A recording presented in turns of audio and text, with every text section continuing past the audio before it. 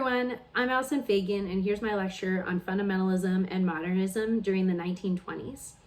Now, before I get into the lecture, my thought would be that this lecture would fit within a module that would cover the Roaring Twenties and the Great Depression in America.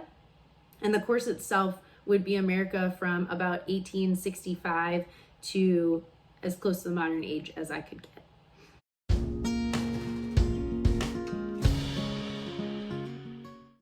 Now, for the fundamentalists and modernists that we're going to see in the 1920s, to truly understand these two groups, it's really important I cannot emphasize enough the cultural shifts that are going to be happening and the varying of expression, the amount of prosperity that's going to be happening that causes the 1920s to be called, as most scholars would call it, the Roaring Twenties. Now, the reason it gets this name is because many, again, cultural expressions are going to be happening, as seen in the Harlem Renaissance and the Jazz Age. It's going to happen primarily in New Orleans.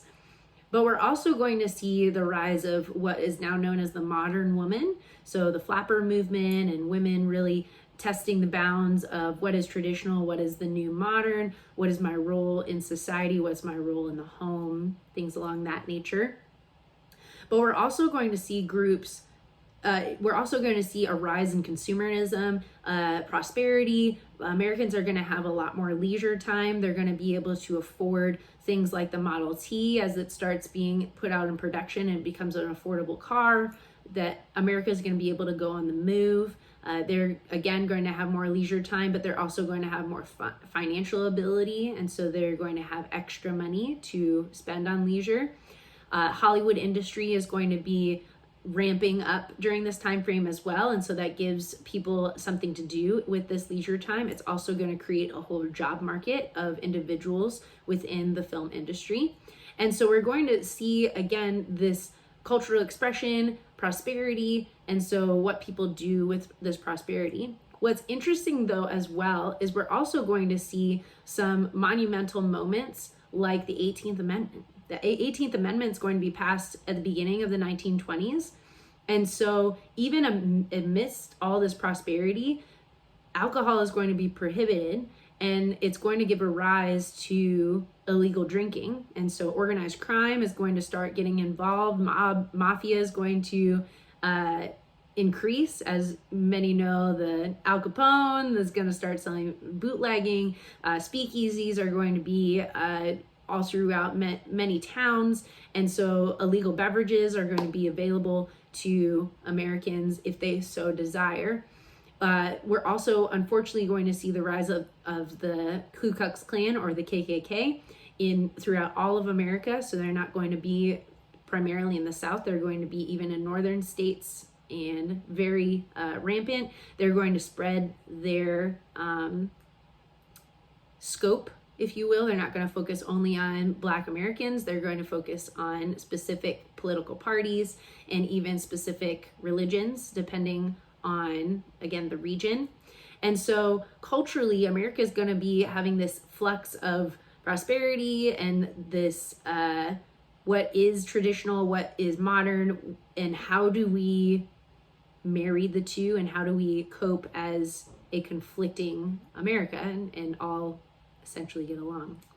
Now, what's interesting about fundamentalism and modernism is modernism tends to be defined as groups that are willing to change and shift and find a new normal and really question traditional roles and values, and actually be more condensed in a urban center. And so most of our urban centers that are full of a lot of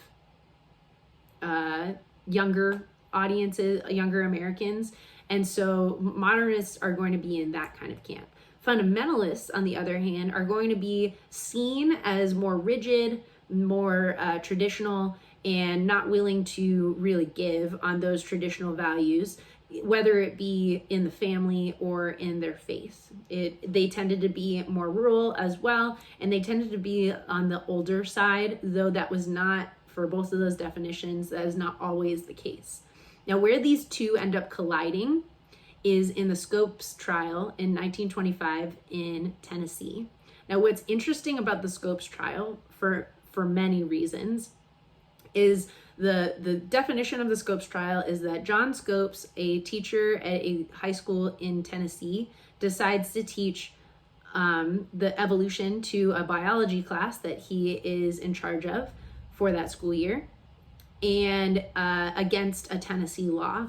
Now, there are a bunch of things that are very interesting about this case. For instance, John Scopes was not certified in biology, and so he was fulfilling a need that his school had and by teaching biology that year. But he also was approached by people like Clarence Darrow, who ends up being his attorney during the trial, to present evolution to these students so that the Tennessee law would be contested. And so the Scopes trial didn't just happen out of nowhere. It wasn't like Scopes woke up one morning and decided that he was going to teach it. He was encouraged to do that and to bring up a larger question. Now, so that's kind of the modernist. Most scholars would think that that was like the modernist part of this debate. Now, on the other hand, we're going to see William Jennings Bryan, who was a prominent political figure, ran for president a couple times unsuccessfully, is very popular in specifically the farmer and populist crowd.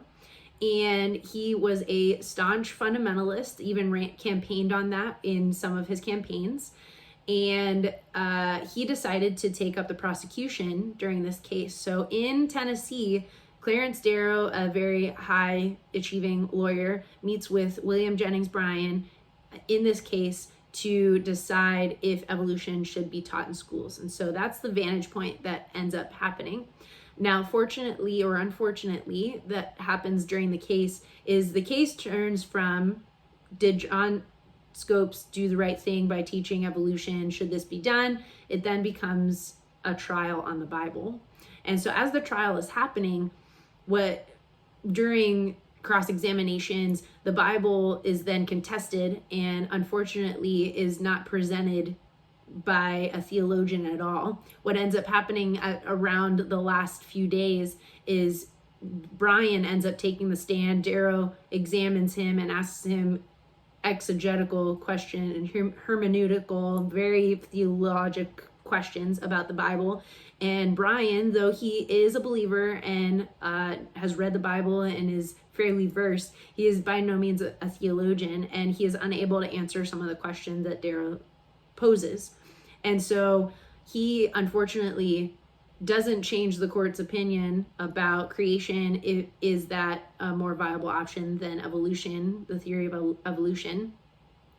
And amidst all of this, the trial is going to be the first trial that is presented on the radio waves for all of America to hear as it is happening.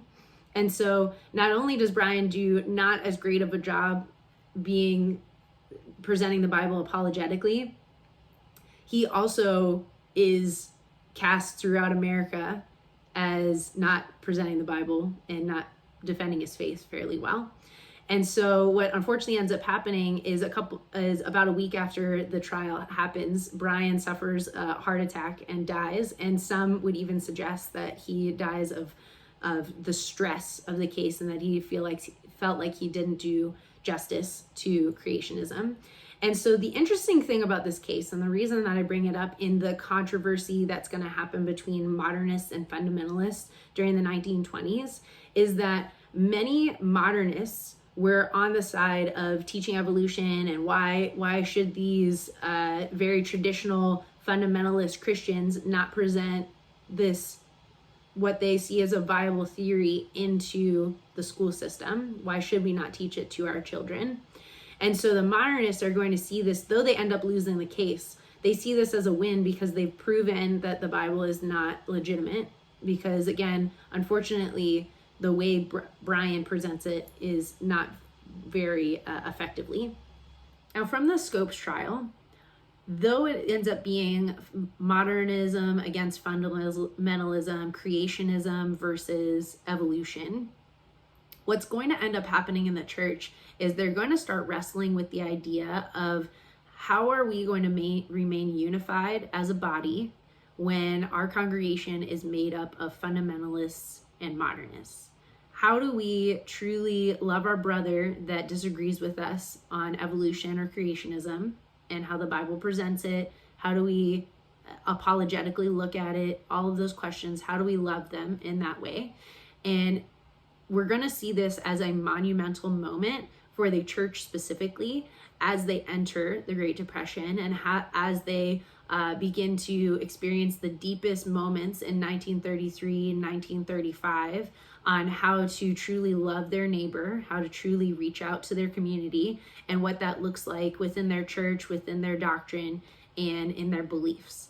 And so hopefully you appreciated my lecture, hopefully, and I look forward to your comments and your feedback.